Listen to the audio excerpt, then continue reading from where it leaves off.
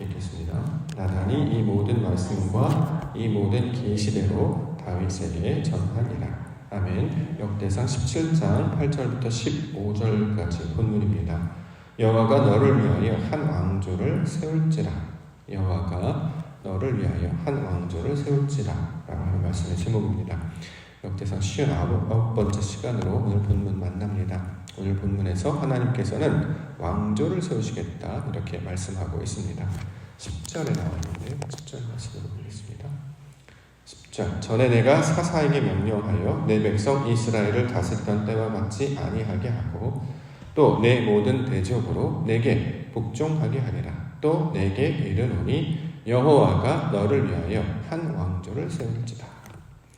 자, 왕조를 세운다라는 말씀을 주셨습니다. 왕조를 세운다. 여기서 말하는 왕조가 어떤 뜻입니까? 개역 한글 성경을 보게 되면 여기서는 집을 세울 것이다 라고 이제 번역하기도 했습니다. 원문에도 이 왕조라는 단어가 바이트, 집이라는 단어로 기록이 되어 있습니다. 따라서 여기서 왕조를 세우다라고 하는 것은 이제 우리말로 적용해서 이해한다면 집안을 세워나가겠다. 다시 말해 가문을 세우겠다. 조금 더 확장된 개념으로 이제 나라를 세우겠다라는 의도로 지금 사용하고 있는 말이 왕조를 세우겠다라는 말입니다.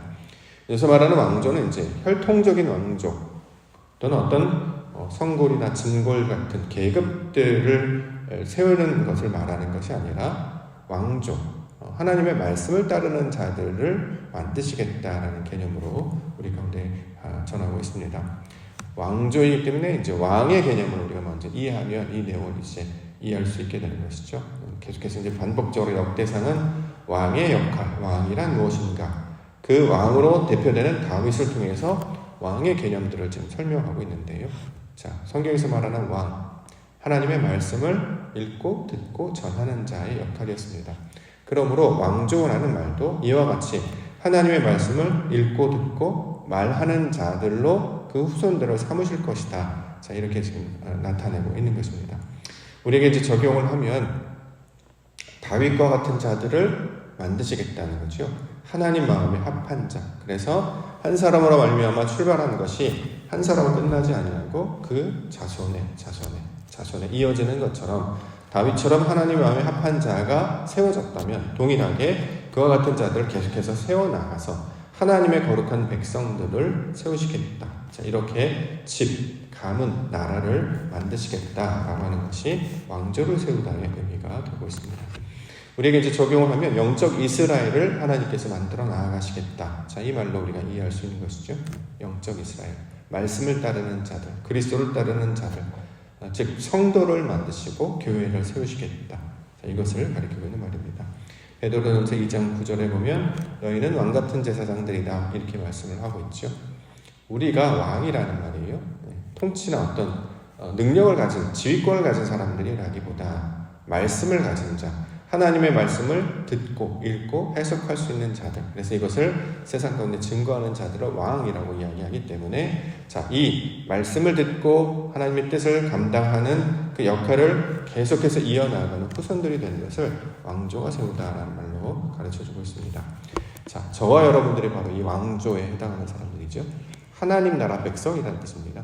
말씀을 우리가 가지고 나아갈 때, 하나님의 뜻을 온전히 받들고 나아갈 때, 이 다윗의 후손들을 세워주시는 것처럼 저와 여러분들도 하나님 나라의 이 백성으로 하나님의 그 뜻을 읽고 듣고 전하는 자들의 모습들로 세워주신 줄 믿습니다.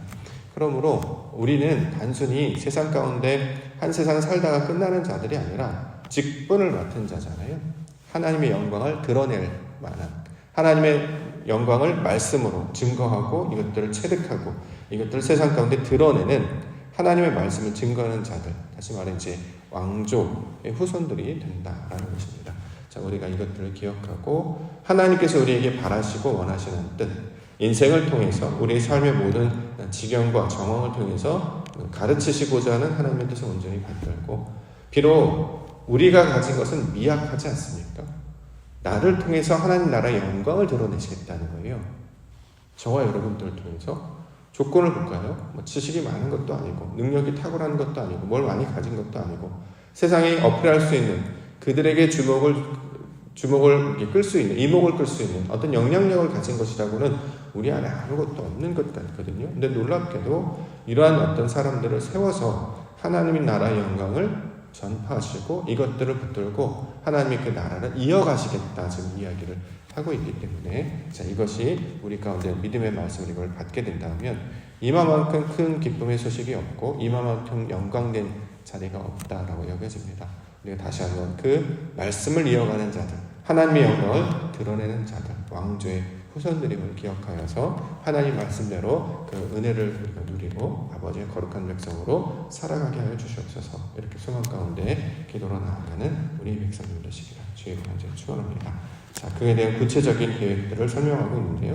첫 번째는 한 곳에 그들을 심겠다 이렇게 얘기하고 있습니다. 9절 말씀. 내가 또 내 백성 이스라엘을 위하여 한 곳을 정하여 그들을 심고 그들이 그곳에 거주하면서 다시는 옮겨가지 아니하게 하며 악한 사람들에게 전과 같이 그들을 해치지 못하게 하여. 자, 한 곳을 정하여 그들을 심겠다 이렇게 얘기하는 거죠. 그래서 말하는 한 곳은 어디가 될까요? 장소적 개념으로는 이제 예루살렘을 가리키는 말이 되겠죠. 이전에 이스라엘은 애굽에 살기도 했고요, 바벨론에 살기도 했습니다. 나그네와 같이 이방인과 같이 여기저기 떠돌아다니며 휩쓸려 다니며 끌려다니며 살았습니다. 그런데 더 이상 휩쓸리거나 끌려다니지 아니하고 한 곳을 정하여서 그들을 세우시겠다. 이걸 마치 나무를 심는 개념처럼 심겠다 이런 말로 지금 하고 있는 것이죠. 자, 하나님께서 지정하신 땅, 하나님께서 택하신 처소, 거처에 이들을 다시 세워놓으시고 그들을 세워 나무가 자라듯이 그들을 양육하고 돌보시겠다라는 말씀이 되고 있습니다. 우리에게 이제 적용을 하면 이제 뭐 교회가 될 수도 있겠죠. 이 예루살렘은 교회고 되기 때문에 젊었을 때는 뭐 상황에 따라서 삶의 정황 때문에 사실은 뭐 이 교회 또는 저 교회 마음을 두지 못하고 다니게 될 수도 있습니다. 그래서 한 곳에서 신앙생활을 한다기보다는 때에 따라서 뭐 여러 가지 이제 교회를 섬기게 되죠. 대표적인 사람이 이제 바로 저입니다. 제가 이제 사역을 시작하면서 전도사 사역을 하고 부목사 사역을 하면서 하나님의 인도하심을 따라 여러 가지 교회들을 섬기게 되는데, 처음에 한 교회를 가게 되면 계속 거기서 평생을 이제 사역을 하게 되는 줄 알았습니다. 그런데 이제 하나님의 인도하심 따라 첫 번째 교회, 두 번째 교회, 세 번째 교회 이렇게 쭉쭉 옮겨지게 되는데, 목토교회로 오게 된 큰 기쁨과 영광 중에 하나는 한 곳에 이제 정해지게 되었다는 거죠. 더 이상 뭐 이사를 해야 된다거나 또는 교회를 바꿔야 된다거나. 문제는 뭐 저와 우리 가족들은 어차피 하나님의 뜻을 따라 나아갑니다. 이제 아이들이 계속 학교를 옮겨 다니거나 교회를 옮겨야 될 때 문화적인 충격, 또 친구들과의 어떤 헤어짐, 미처 적응이 끝나기도 전에 새로운 환경을 만나기 때문에 그런 어려움들을 이제 겪게 되는데, 이제 그런 것들을 하지 않게 되니까 하나님께서 이것들 중에 한 곳을 정하여 심으시겠다라고 말씀 주시면 이것이 큰 기쁨의 소식이 될 수 있다는 거죠. 옥토교회가 그런 곳이 되기 때문에 여러분들도 그와 같은 교회로 삼고 하나님께서 세우신 곳에서 이제 뿌리를 내리고 열매를 맺고 아버지께서 기뻐하시는 그 아름다운 주님의 숲을 이루게 하여 주시옵소서. 이렇게 기도 가운데 나아가는 시간 되기를 원합니다. 두 번째로 주시는 말씀이 이제 성전인데요. 11절과 12절. 내 생명의 연한이 차서 내가 조상들에게로 돌아가면 내가 내 뒤에 내 씨 곧 내 아들 중 하나를 세우고 그 나라를 견고하게 하리니 그는 나를 위하여 집을 건축할 것이요 나는 그의 왕위를 영원히 견고하게 하리라. 자, 나를 위하여 집을 건축하다. 이제 건물을 세우다라는 말로 우리 가운데 주었지만 실제적으로는 이제 건물을 세우다라는 말도 맞고 실제적으로 이제 성전을 세운다라는 뜻이 되고 있죠. 성전, 예루살렘 성에 성전을 세웠습니다. 그것이 우리에게 주는 말은 어떤 뭐 이주지, 거주지가 옮겨져서 한 곳으로 머물다 이런 뜻도 있겠습니다만, 우리의 마음이 다른 것들의 마음을 뺏기지 아니하고 하나님께로 향하게 되는 상태. 자, 이것이 바로 이제 집을 건축하여 왕위를 잇다라는 말로 우리 가운데 주고 있는 것이죠. 자, 우리 마음이 때로는 애굽의 것들을 쫓아가기도 하고 바벨론의 것들을 쫓아가기도 했습니다. 마음이 빼앗기는 거죠. 세상에서 말하고 있는 그럴듯해 보이는 것들. 그래서 우리가 이제 귀가 약해서 어디가 그 좋다더라, 뭐가 그렇다더라, 그런 마음을 빼앗기도 해서 그것을 따라간 적도 있었습니다. 그런데 이제 가보면 알겠지만 가보니까 아무것도 없어요. 사람도 마찬가지고 어떤 뭐 일이라든가 어떤 대상이 나를 전혀 기쁘게도 만족시키게도 하지 못한다는 걸 알게 되는 것이죠. 그래서 마음이 때로는 물질에게도, 때로는 세상 권위에게도, 때로는 어떤 사람들에게 인정받는 것, 어떤 명예, 그런 것들을 쫓게 되다가 하나님께서 마음을 돌이키셔서 하나님의 마음을 품는 것을 기쁨의 원천으로 삼게 하신다는 거죠. 그래서 이것을 집을 세운다라는 개념으로 우리 가운데 가르쳐주고 있는 거죠. 내 마음이, 우리의 마음이 하나님의 마음으로 바뀌어지게 되는가. 그래서 그 말씀을 붙들고 사는 자들로 바뀌어 주셨습니다. 그때는 하나님의 말씀이 우리 안에 들어와서 참된 진리와 가치를 깨달아 알기 때문에 세상의 교훈을 따르거나 풍조를 따르지 아니하고 오직 그리스도, 진리의 말씀을 따르게 되는 것으로 우리가 가르쳐주고 있는 거죠. 놀랍게도 그 그리스도의 말씀, 그 진리를 따라가면 참된 기쁨과 만족과 즐거움과 감사가 그 안에서 샘솟게 되는 것을 발견하게 됩니다. 이게 바로 이제 진리 탐구하는 자들의 참된 기쁨과 만족이죠. 하나님을 묵상하고 하나님을 따르게 되면 세상이 줄 수 없는 참 기쁨을 누리게 된다라는 것입니다. 그래서 말씀을 깊이 묵상하고 하나님께서 내게 주시는 것들을 통해서 하나님의 영광을 하나씩 이제 찾아가고 발견해 나가는 것 아니겠습니까? 마치 5월에 아이들이 보물찾기 놀이를 할 때 보물을 하나씩 발견하여서 상품으로 이것을 교환하여 받게 되는 그 즐거움을 맛보는 것처럼 한 곳에 정착하여서 하나님을 꾸준히 섬기고 예배하고 하나님 주실 일을 기대하면서 소망하며 나아갔는데 마침내 하나님의 우리에게 주시는 은혜가 이런 것이구나, 복이 이런 것이구나, 영광이 이런 것이구나 라는 것을 하나씩 발견하게 되는 것. 자, 이것을 왕조를 잇는 것으로 설명을 하고 있는 것이죠. 이전에 이제 많이 떠돌아다니거나 여러 가지 것들을 이제 다녀보면 늘 사람들은 이제 여러 분량이나 보이는 것에서 새로운 것들을 찾게 됩니다. 그런데 어저께도 우리 함께 얘기가 잠깐 나눴습니다만 세상을 아무리 다녀도 거기가 거기고 그게 그거죠. 이 사람이 저 사람이 저 사람이죠. 사람들이 많아지는 게 기쁨이 아니라 한 사람에게서 그렇죠? 정착하여서 그 안에 담겨져 있는 그 깊이를 꾸준히 이제 길어 올리게 되어서 그것을 만나게 될 때 이게 참된 기쁨과 진리 탐구의 즐거움 아니겠습니까? 학문의 기쁨도 똑같고 한 길을 꾸준히 만나서 계속해서 파들어갈 때 거기서 올라가는 그 참된 그 진리 것들을 길어낼 때 영광스러운 것들을 맛보게 될 때 참된 진짜 세상에서 맛볼 수 있는 기쁨을 이제 얻게 됩니다. 사람도 마찬가지죠. 얄팍하게 사귀는 인간관계가 많아진다고 생각해지는 것이 아니라 인간관계가 한정적이고 몇 사람만 있을지라도 그 사람들을 통해서 이제 얻게 된 그 깊이, 그것들을 얻게 되면 이게 참 만족으로 다가오지 않습니까? 이처럼 한 곳을 정하여 하나님의 것을 얻게 하시겠다. 이것이 성전의 개념으로 우리 가운데 가르쳐주고 있습니다. 마지막으로는 아버지가 되고 아들이 된다. 13절. 나는 그의 아버지가 되고 그는 나의 아들이 되리니 나의 인자를 그에게서 빼앗지 아니하기를 내가 내 전에 있던 자에게 빼앗은 것 같이 하지 아니합니다. 자, 아들로 삼아주시겠다라는 거죠. 원래는 아들이 아니었죠. 이방인이었죠. 집 나간 자였죠. 그렇죠. 그런데 하나님께서는 내 백성이 아닌 자를 내 백성이다. 내 자녀가 아닌 자를 내 자녀다. 로암미, 루아마였는데 이제 암미, 나의 백성, 루하마, 나의 자녀 이렇게 삼아주시겠다라고 이야기해 주셨습니다. 저와 여러분들 바로 그러한 자들이죠.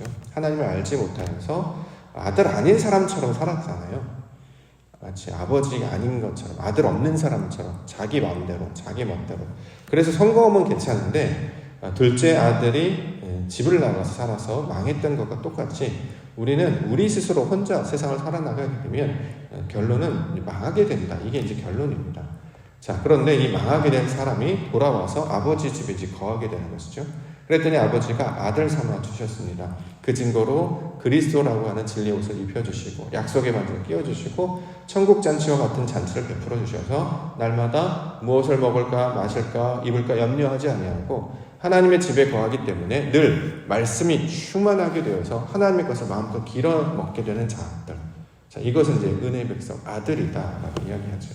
그 대표적 증거가 뭐냐면 하나님을 가리켜서 아버지라고 부르는 자가 되었다라는 거죠. 로마서 8장 14절 15절. 물은 하나님의 영으로 인도함을 받는 사람은 곧 하나님의 아들이라. 너희는 다시 무서워하는 종의 영을 받지 아니하고 양자의 영을 받았으므로 우리가 아빠 아버지라고 부르시느니라. 하나님을 아버지라고 마음껏 부르는 자가 되었습니다. 왜냐하면 그는 이름 부르시는 것을 기뻐하시는 분이시기 때문입니다.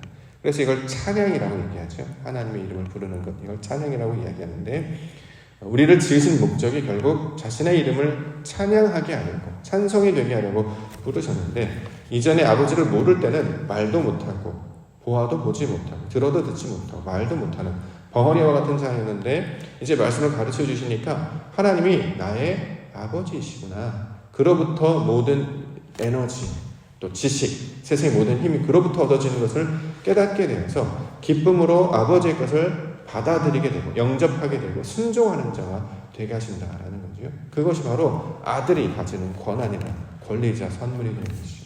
그래서 아버지는 아들에게 뭘 주시기를 원하느냐? 영을 주시는, 성령을 선물해 주시기를 기뻐하신다고 말씀을 하고 있습니다. 그러므로 성령을 받은 자들, 하나님의 영을 받은 자들이 바로 아들이 되는 것이다. 그가 우리의 아버지가 되시고 우리는 그의 아들이 되고, 그는 우리의 하나님이 되시고 우리는 그의 백성이 되는 것, 이것을 아버지와 아들의 관계로 우리를 이렇게 설명을 하고 있습니다. 저와 여러분들을 하나님께서 자녀 삼아주시고자 부르신 줄 믿습니다. 하나님이 우리의 아버지가 되시고 우리가 그의 자녀들이 되는 줄 믿습니다. 그러므로 오늘도 마음껏 아버지의 이름을 부를 수 있는 것은 그는 창조주이시며 모든 것의 주인이 되십니다. 넉넉하시고 풍요로우시며 또 우리에게 늘 좋은 것 주시기를 원하시는 분이시다라는 거죠. 그러므로 하나님의 영을 받은 자들은 바로 그의 성질을, 그의 성품을, 그의 속성을 담고자 그것들을 구합니다. 땅에 있는 것들, 이방인이 구하는 것들, 그렇게 구하지 않고 하나님의 나라와 뜻을 구하는 백성이 된다라는 것입니다.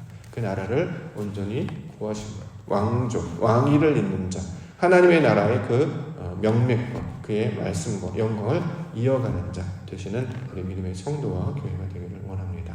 오늘도 말씀을 붙잡고 하나님의 나라 백성으로 살아가시는 거룩한 주의 종들 되시기를 주님의 이름으로 축원합니다.